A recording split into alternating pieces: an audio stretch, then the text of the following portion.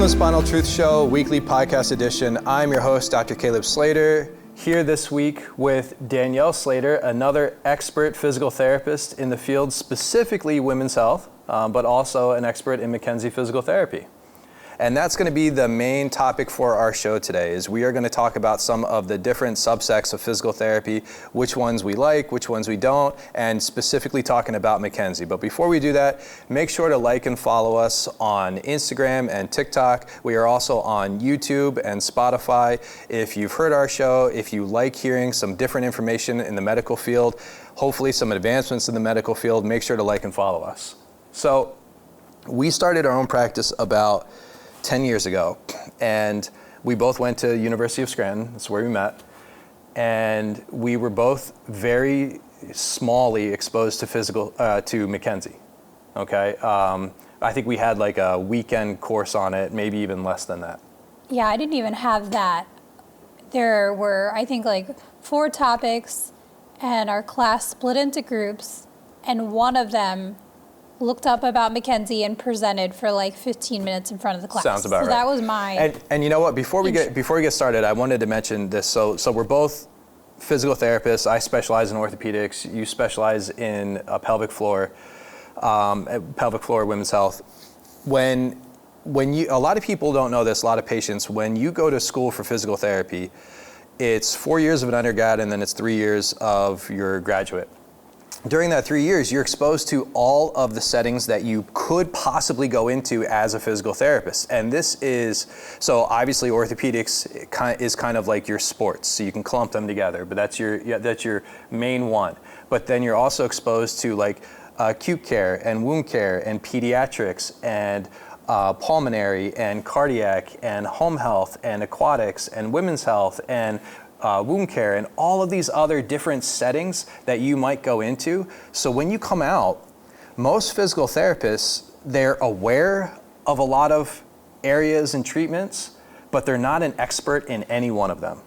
And when I first came out, I remember this so well, that my first patient I evaluated, and I did everything that you're taught in school, you know, all the dermatomes and myotomes and special testing, and it probably took me around 50 minutes to an hour just to get through taking the history and doing the examination. And then the first thought that went through my head was, what the fuck do I do next?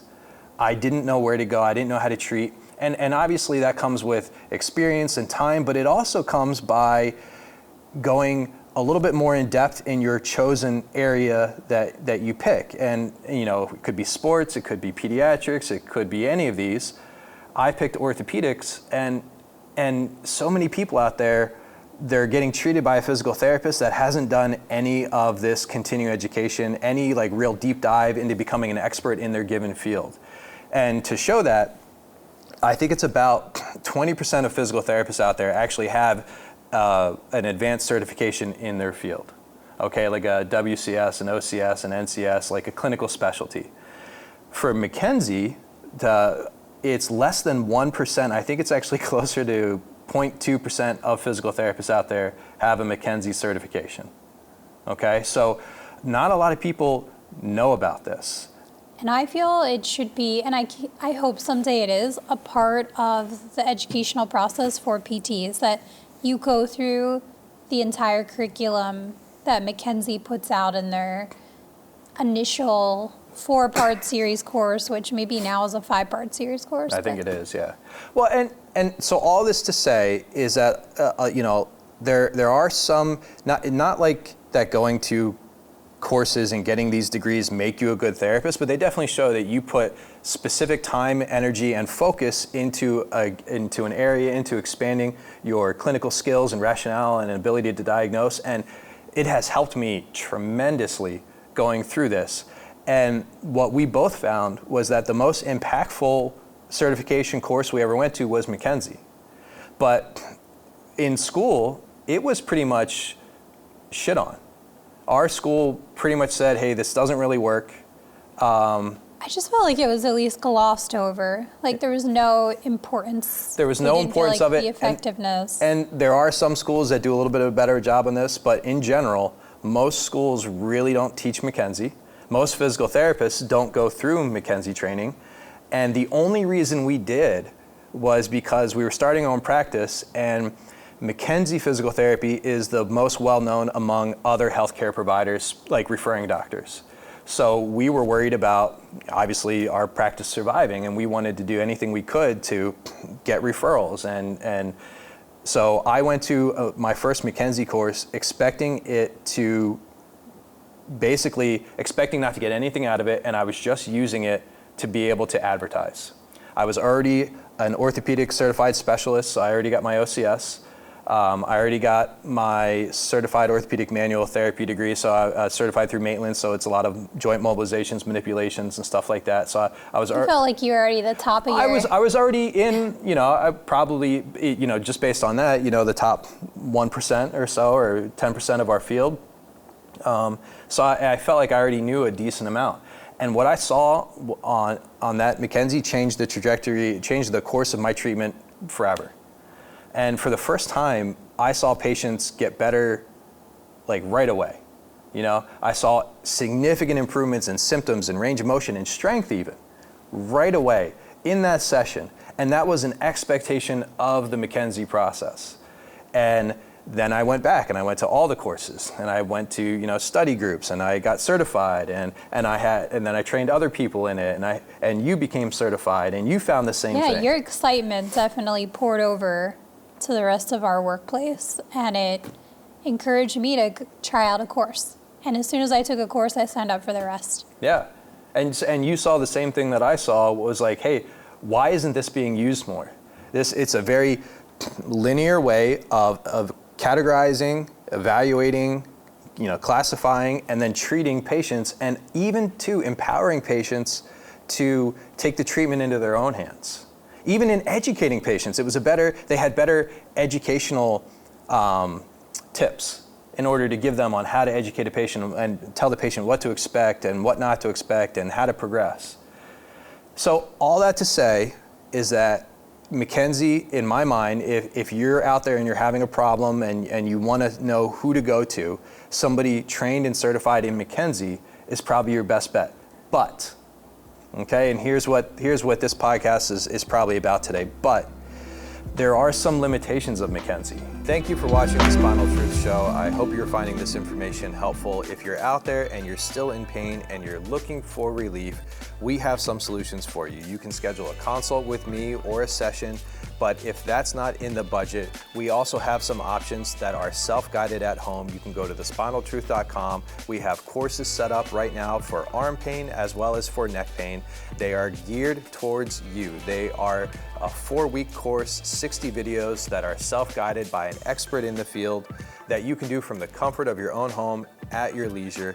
They will take you through step by step the typical approach that I take with patients. The expectation is that they will provide significant relief over these 4 weeks. So if you're looking for something better, something different because you're not finding the relief, go to thespinaltruth.com, sign up for one of these courses, and get the right treatment, see the difference. And it was finding these after years of trying to treat in the typical framework of McKenzie, after finding where it was limited, where the outcomes weren't successful, and then troubleshooting it and coming up with the why and a different approach. That's really where my approach has come to. And I feel like if some people out there that are certified in McKenzie hear this and maybe start to reevaluate their outcomes and what we're saying, I feel like a lot of the medical system could be improved on just by these little tweaks that we're talking about. Yeah, I think there's great potential for a major shift in treatment and change. So and this is probably the main critique of McKenzie, is that it's too focused on extension, specifically lumbar extension. And one thing that we have found is that, at least in the modern day, most people are actually very rigid and stuck in core neutral or extension. So they actually need to move their lumbar spine out of it into flexion. And if people are out there and they're certified in McKenzie and they're listening to this, they're going to say, well, McKenzie, it's directional preference, and they say, they say movement in the frontal plane, side to side. They say flexion. The way they do flexion, it's a lot of like unweighted flexion, knees to chest type stuff, seated. I like it more loaded. I like it with more weight, and I absolutely use it more often. And one of the ways we got to this was the next thing that I think is wrong with McKenzie is, or that could be improved on, is they say you treat the most distal relevant symptom. Okay, so if you have, let's say you have hip and groin and thigh and knee pain, as well as foot pain and pain into the big toe, they're going to say you want to treat, that's your L5S1. Whatever's changing still. Yeah, whatever is the most distal relevant symptom, that's what you're treating. That still has a change. Yeah. So if your foot was numb 24/7 and nothing changes it, they're going to move on to something else. But either yes. way, so general broad strokes, most distal relevant symptom, and we tried treating this way for a long time. You know, people would come in with any type of pain wherever their, you know, most inferior caudal, however you want to phrase it, spinal level, you know, dermatome, myotome was, that's what you would treat. So, and for most people, they had pain in their outer shin, top of the foot, big toe, bottom of the foot. That's all L4, L5, S1. So you're treating a lot of lower back. And McKenzie would treat it with extension. And some patients would get better and get better very quickly. But what we were noticing was a lot of patients were actually, they would have some change over the first few days, but then they'd plateau, and then pretty quickly they'd start getting worse. And I couldn't really explain why. And when I started realizing that they're having a lot of problems higher up in their spine, and then reevaluating the way I was treating that, then those patients got a lot better. And this works, you know, with anatomy and physiology. For the large majority, our body works down and out. You know, specifically with the spinal, the nervous system, you know, the spinal cord and the spinal nerves, a level above, something that you've done affected at the level above will affect the level below, okay? Will affect the nerve transmission. If you're affecting the nerve root, wherever that nerve goes, you've affected. If you're affecting the T1 or L1, we'll say, if you're affecting the above spinal cord level, you've affected the below. The upper lumbar affects the lower lumbar. Yeah, thank you. So, like a highway system, right? Where yeah, or like a, you know, electrical current, right? If you do something to the low segment, let's say L4, L5, L5, S1, it doesn't necessarily directly have an impact on the nerves above it. You might get a secondary impact on, like, you know, joint dynamics and neural tension and stuff like that, but you're not going to get a direct nerve effect. So for people that were having like groin pain, hip pain, thigh pain, knee pain, and also having lower leg pain, they were the ones that really weren't responding, and realizing that it might actually be the most proximal relevant symptom that you want to assess, that you want to try to treat first. And by treating that, by treating the most proximal one, you will very likely affect below. So this is probably, out of all of the changes that I've made to the McKenzie process, this is probably the top or second biggest paradigm shift in the approach. It's don't look for the distal relevant symptom, look for the proximal relevant symptom. If you have symptoms that correlate with, you know, L1, L2, L3, L4, L5, S1, which a lot of patients do, start at the L1. Start treating there, start focusing on treatment there, your manual techniques, your movements, your mobilizations, hell, even your heat and stim, you know, target that area and see how that works. And for me, that has worked a lot better. Yeah, and that area seems to respond to different movements than the lower area. Yeah, you're right. So the lower area, that L4, L5, L5, S1, it does seem like it will often respond to extension, although I've seen it respond to flexion a decent amount, but that upper lumbar area, it's almost always flexion. Flexion and then maybe a little bit of like side flexion depending, that it responds to. And again, I just think it gets overlooked in the McKenzie model, and partly because of that whole concept of distal relevant symptom. Another thing that gets overlooked in the McKenzie model is the thoracic spine. And this, to be fair, it gets overlooked in probably the entirety of the medical system. Yeah, do they touch on it much in Maitland? I mean, just Maitland, not necessarily. So it's just how to mobilize the spinal segments and not necessarily treating the thoracic spine to treat any type of symptom or condition. So, I mean, and Maitland, you know, they teach you how to manipulate, adjust, however you want to phrase this, you know, how to pop somebody's thoracic spine. So they do that a lot, but not necessarily how to evaluate it and treat it for symptoms. And one thing that we found is that the lower thoracic spine will often cause lower back pain. Lower back, flank pain, like side of your hip pain. So a lot of these people will get diagnosed with a hip issue, a labral tear, a hip impingement. They'll get diagnosed with an SI joint issue or lower back pain, and it's actually coming from higher up. And for me, this actually helps explain why sometimes extension works with McKenzie and sometimes it doesn't, is sometimes these people are actually lower thoracic issues, and this area tends to need to extend. And if you think about it, we're looking down in our phones all day long, or our computers, or we're sitting in our car, we're lying in our bed with 2 or 3 pillows, or we're sitting on the couch watching TV, or we're looking down, you know, doing dishes or yard work. We're constantly flexing that area. And if you do a press up, you actually get a good amount of extension to that area. So to explain why some people with lower back pain will respond real well, and maybe why you get partial results too. And right? also why you get some partial results at times. Because you're extending a lot more than just that area. Yeah. And it's hard because a problem in that area can refer to the low back, to the hips, to outside. And this is the whole issue with your spine or your nervous system in general, is that pressure on the nerve is often not felt where that pressure is. It's often felt wherever that nerve goes. And now it gets very misleading symptom location-wise, and you end up treating knee pain that wasn't knee pain, foot pain, or plantar fasciitis often that wasn't plantar fasciitis. You're just chasing symptoms. You're just chasing symptoms. So maybe that brings us to another thing that I feel like McKenzie doesn't do well, is that on my assessment, after I look at the patient, after I listen to the patient and get all their history and, you know, what's going on and where their symptoms are and when they are and to what extent, and I look at the patient move and I see what symptoms they have with movement or where they're limited in movement, where they're not.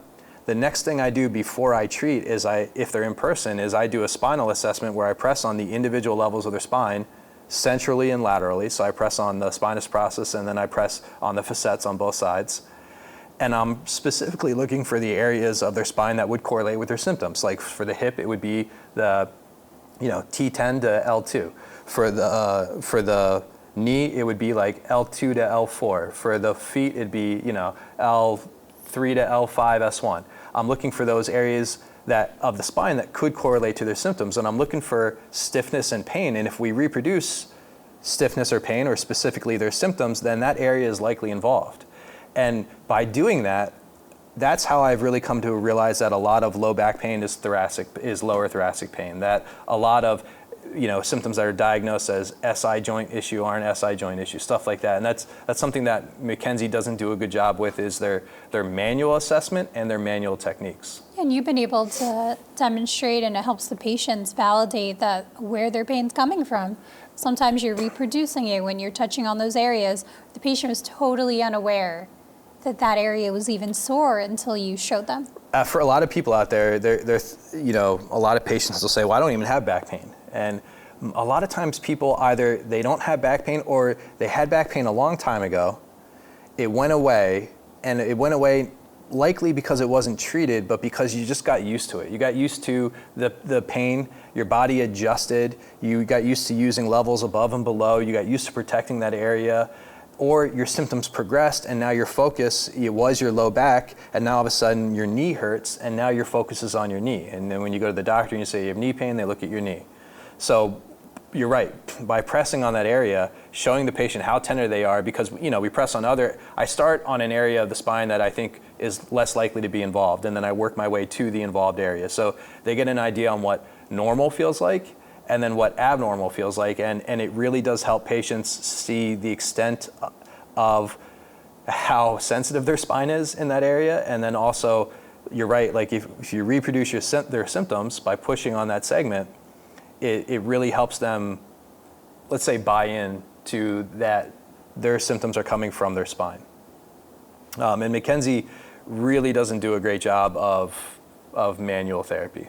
No, it is some treatment, but it's not part of the evaluative process, so to speak. No, and for that, I really like Maitland. So I'm certified manual therapy in Maitland, and then I got my fellowship through Maitland. And Maitland, Jeffrey Maitland was a physical therapist or physiotherapist who really pioneered a lot of mobilization techniques to every body part, and specifically the spine. And it's something, again, that not a lot of physical therapists out there are trained in.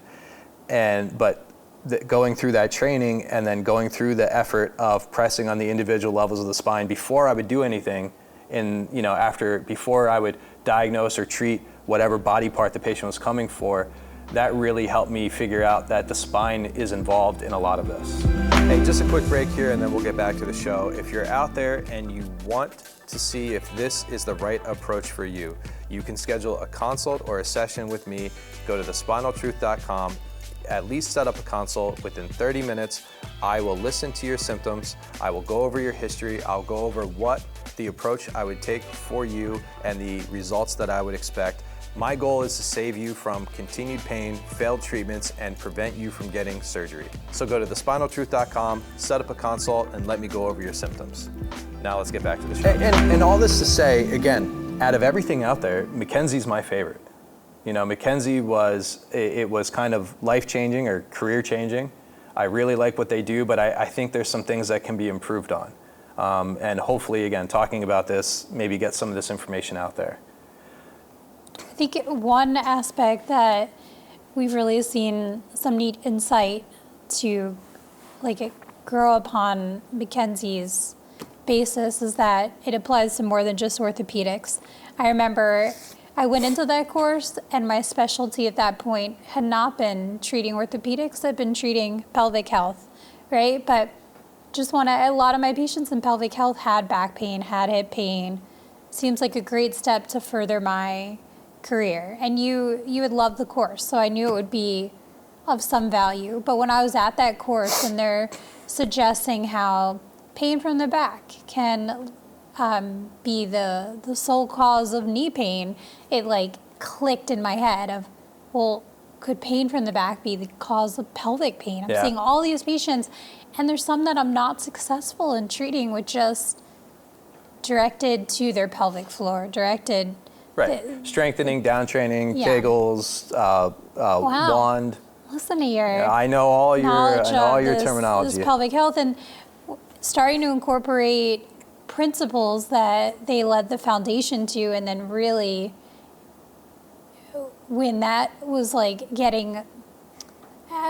were getting to a point where it would help some, but it wouldn't help all, it wouldn't help fully, and playing around with what other movements maybe are more important and what areas of the spine control symptoms. I feel like it really opened up this new area of what we can treat with the spine. It's not just the knee, the foot, the back. Well, and you're right. And earlier I said that the most distal relevant symptom, I think, is the most proximal, and that's probably one of the biggest change. This is the biggest change that in our thought process. And to be fair, when McKenzie first, and what we're talking about, by the way, is that there's a thought process in McKenzie already that if you have elbow pain, it's probably somewhere around 50% likely coming from your neck. If you have knee pain, foot pain, same thing, 50% or more. Hip pain is like 70% that it's coming from your low back. So we know that, and it's accepted that, if you have joint pain, that joint pain can be coming from that correlating area of your spine, but it wasn't thought of that if you have more, let's call them internal symptoms like nausea or acid reflux or dizziness or headaches or fatigue, bladder pain, GI issues, constipation, chronic diarrhea, that this could actually be a spine issue as well, that these symptoms could be. And it was really taking that next step, which was the foundation for me writing my book, is because as soon as we took that step and we said, hey, people, and the first two cases that I really applied this to, it was somebody with a breathing issue. They were diagnosed with asthma and they weren't getting better. And then another person that was diagnosed with Crohn's after 10 years of being on biologics and prednisone and hospitalizations, and they weren't getting better. And we said, hey, what area of the spine innervates the intestines? And let's see if that area is tender on them. It was. Let's see what happens when we mobilize that area and then show the patient how to move out of that area, out of that range, and help themselves. And as soon as we did that, all their symptoms got better.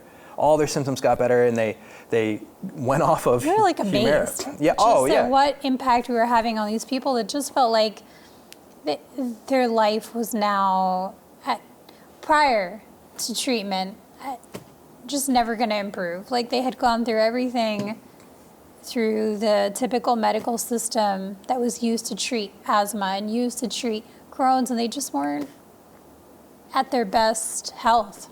And these people, and you're listening out there, and you're probably a little incredulous at this point. We were too. We were kind of like, hey, it took me, I monitored that patient over 2 years.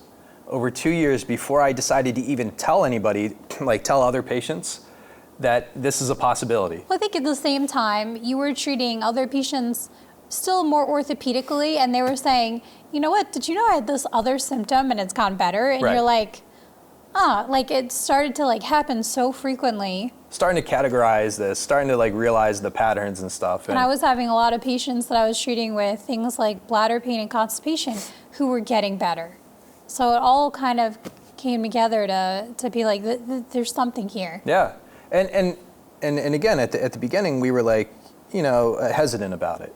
And I'm still even a little hesitant about it after now it's been about 7 years of doing this and having success with multiple different patients with multiple different diagnoses and symptoms, and patients that have had surgeries, and multiple professionals in physical therapy, chiropractic, MDs, neurologists, orthopedists, that they're not getting the results. And then we apply this process, and all of a sudden they get pretty significant improvements in a short period of time.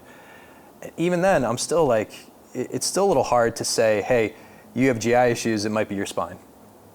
Yeah, but I mean, I feel like every week I'm hearing from you now a story about a patient case that's just pretty amazing, where they've had their symptoms for so long, they've gone through so much, they've tried everything, and they're healing, they're getting better. And you really harp on, if you're gonna initiate a program with me, do not do anything else. Like in the means of, if you're already doing it, fine, keep doing it, but don't start anything new, because you don't want to start a supplement and a new exercise program and your program and then be like, I'm not sure what, I'm getting better, but there's multiple factors happening. Yeah, really I want to make sure that the outcomes that I'm seeing is from the treatments I'm prescribing.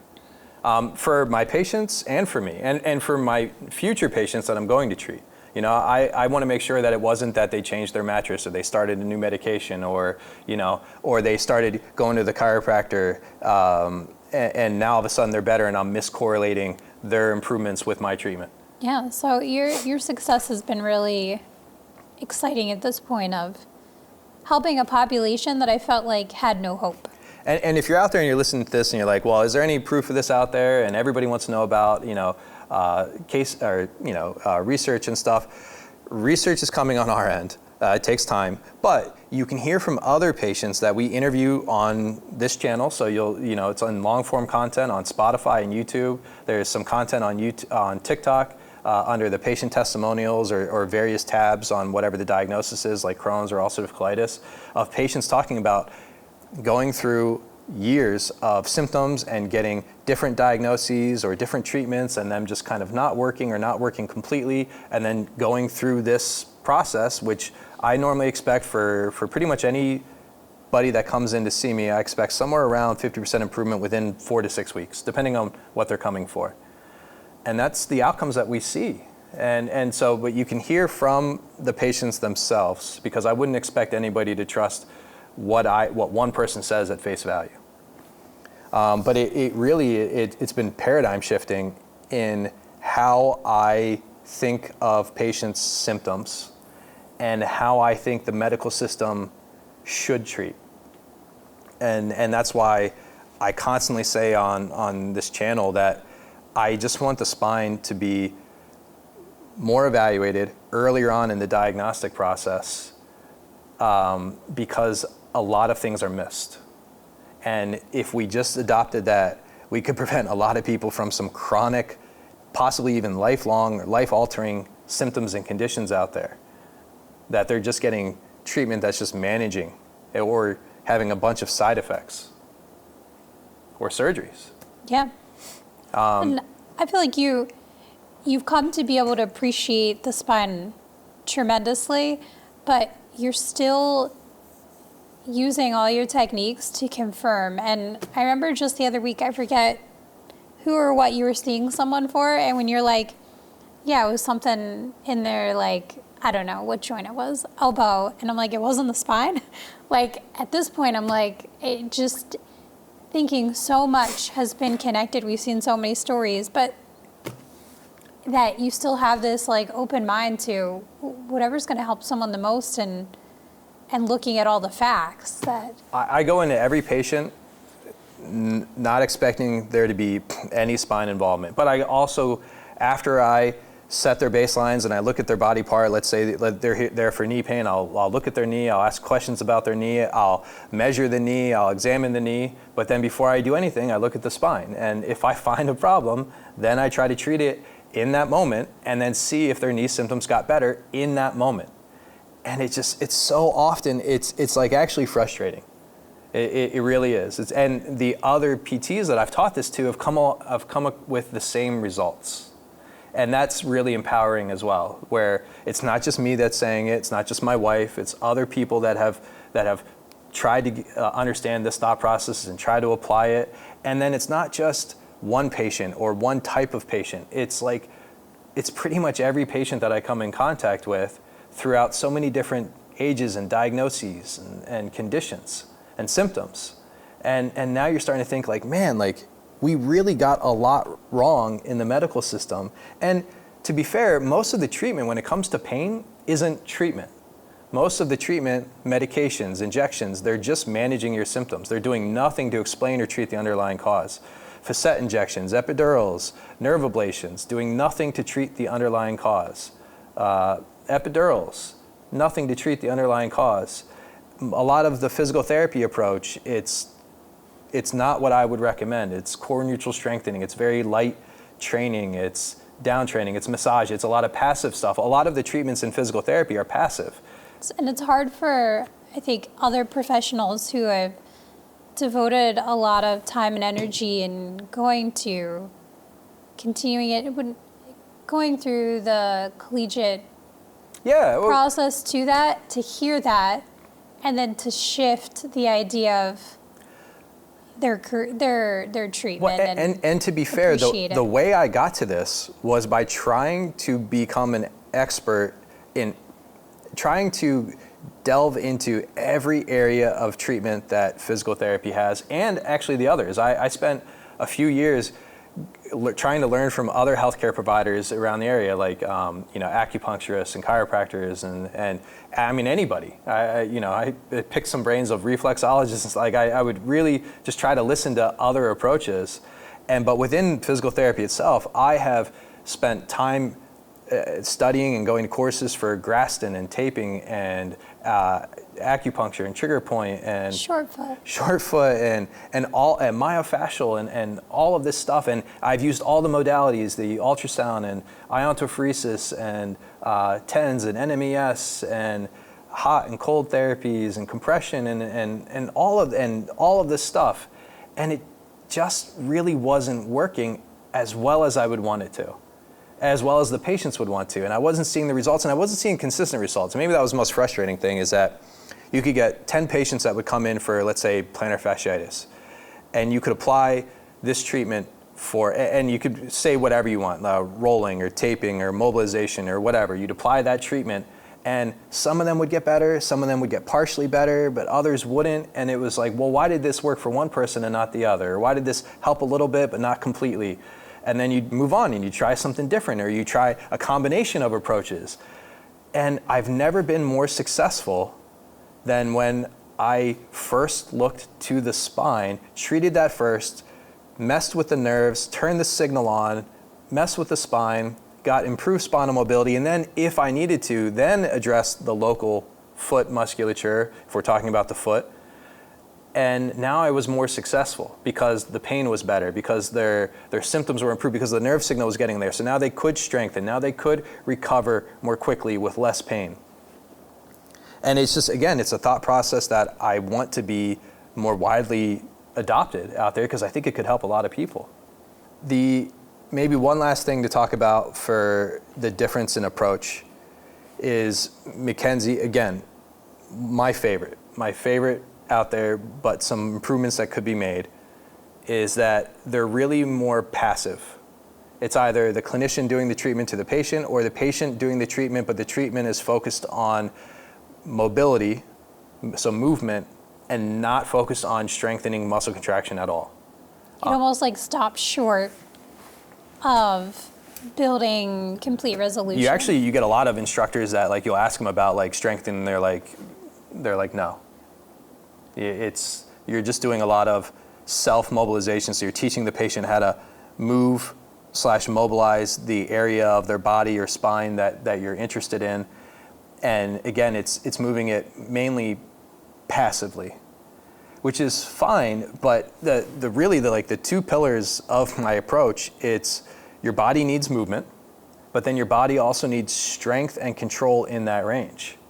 And by not just moving the spine in that direction, and that's where I start because it's easier and it gets patients results more quickly, but then relatively quickly getting to an active muscle contraction in that range, which helps remodel tissue, helps with blood flow, helps with pain tolerance, and most importantly, helps with keeping the patient better. If I get you mobile in your spine, but you're not strong, A, I'm setting you up for an injury, and B, you're likely not going to maintain those gains. And that's the biggest issue here with a lot of healthcare, is that you're not expecting long-term, recovery. You're just in it for the short-term relief. McKenzie is a little bit different, and in my mind better, but they still weren't getting that final piece of the puzzle, which was full range of movement and then strength and control in that range. Yeah, it seemed to be kind of a missing puzzle piece that helped our patients. And for me, it's a much simpler thought process. If you go back to, remember, I think it was neuro with Haycom. Okay. Where it was like your body like the first step is mobility. Then it's, what is it? Then mobility, then stability, then controlled mobility, and then what is it? Then oh, that's too far. You know what I mean? The movement patterns, right? But I mean, it was boiled down to you need movement and strength and control. And it's so weird to me when I say this on TikTok or Instagram, how we get a lot of people that attack that mindset, and you're like, all I'm saying is your spine should be able to move, and then your spine should be strong in the areas that you move it. How is that, how is that wrong? Because it's not the platform that PT spent 7 years learning. But we do. Information. We do, but then we get away from it. We get away from it with all this fluff, and really in my career, like I don't do any of this. I used to do a lot of mulligan mobilizations, and again, I've really done pretty much everything that you can think of within the physical therapy realm: cupping, laser, and kinesiotaping, and just anything that you can. Bracing. Orthotics. For shoes, and all of these exercises, all the bird dogs, planks, side planks, dying bugs, diaphragmatic breathing, Palloff presses, multifidus strengthening in every range and position that you can think of, quadruped, standing, stride stance, dynamic strengthening and stability. I've literally done everything. And when I do something, I really go at it, and I actually advocate that. Like, if you go to a course, I think you should come back from that course and you should probably over-apply that treatment to your patients. You should see where it works, where it doesn't. And then you should spend some time when it doesn't work, troubleshooting it to see if you can get it to work. Maybe you messed up, maybe you didn't apply it enough, maybe the patient didn't do their movements or exercises right, or you didn't give it enough time, or it was the wrong diagnosis or wrong area. You should spend that time troubleshooting, but you should over-apply it. And then once you're starting to see pretty consistent patterns, now you can more judiciously and accurately apply it to those patients in that area. And that's what I would do for everything, right? Like when we get into something, we get into something, and I'll buy, all the gadgets for that specific thing, and I'll get into it. But then when I see it where its limitations are, then I either move on or I try to add my own understanding and see if I can make it better. And that's where the spinal truth developed. Yeah. So the point of me saying all that is it's not like I haven't been through what the other PTs are saying works, what the current research says works. And I wish I was sitting here saying, hey, the current research is great. It's going to get you, and the treatments that come from the current research is terrific. But there are so many conditions and symptoms out there that either don't have an underlying cause. And this is like idiopathic. This is like everything. Idiopathic neuropathy, frozen shoulder is idiopathic. A lot of Crohn's, GI, ulcerative colitis. We have no idea why it occurs. We have some, a lot of the pelvic floor issues. Like so many conditions out there, we don't know what the underlying cause is. But if you use the spine model, it's actually really easy to say what is causing it. A problem at a certain area, a multi-level problem at a certain region of the spine could easily cause a lot of these symptoms. And when we apply that approach, those patients get better. All right. So at the end of the day, some takeaways from this. Remember, not all the providers that you're going to are experts in the given area. Most aren't. Probably somewhere around 80% of them are not.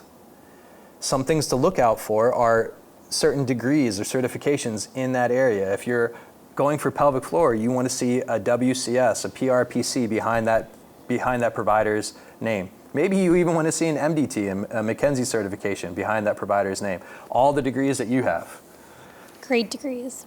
If you're going for orthopedics, you want to see an OCS, you want to see a COMT, you want to see a McKenzie certification, you want to see maybe a fellowship, you want to see something that says they spend a little bit more time and effort focusing on their given area to become more knowledgeable, better practitioners, better providers. But if you had to pick one, you pick McKenzie. There's some limitations with McKenzie, but there's limitations with everything. And hopefully if you're out there and you have been through McKenzie course or you're certified, you understand what I'm talking about, and maybe you're open to hearing it and seeing about, working through this with your own patients and seeing if you can get the relief with your patients that I'm talking about. So if you are out there and if you have questions, you can hit us up at info@thespinaltruth.com. We are on TikTok, Instagram, YouTube, and Spotify. If you have specific questions from me, if you're a patient and you'd like a consult or a session, you can do so you can schedule via our website, thespinaltruth.com. And that's our podcast for today. All right, stay tuned for next week.